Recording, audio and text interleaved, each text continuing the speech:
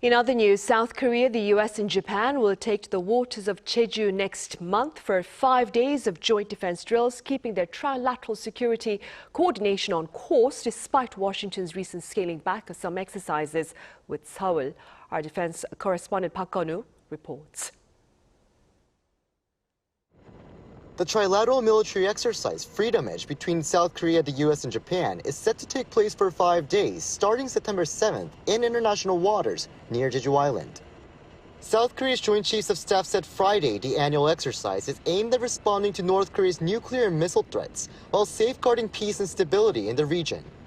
While the JCS described the exercise as defensive in nature without disclosing further details, one expert says this year's drills are expected to place a strong focus on the north. Given North Korea's recent ballistic missile launch tests, this exercise will have a strong defensive focus in preparing for those threats. Freedom Edge is a multi-domain exercise, and exercises like this are necessary to enhance interoperability among the three countries and maintain close trilateral security cooperation. The most recent Freedom Edge exercise was held last September, and this year's is expected to be similar in scale and scope, including maritime missile defense and cyber defense. A JCS official said the number of personnel participating from each country is still under review. This time, the exercise is drawing greater attention following the scaled-back ROK-U.S Freedom Shield exercise earlier this month.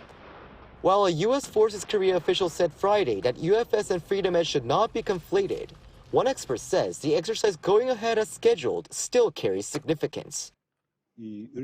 Despite concerns over the scale-back, Freedom Edge is going ahead as scheduled. Trilateral security cooperation may have lost some momentum since the start of the second Trump administration, but the exercise shows that the framework established under the Biden administration remains in place and that practical cooperation is continuing.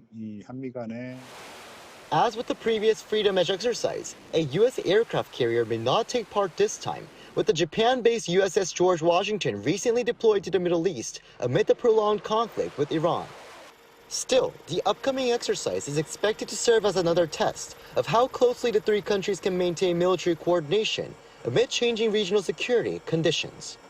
Park Kun-woo, 아리랑뉴스.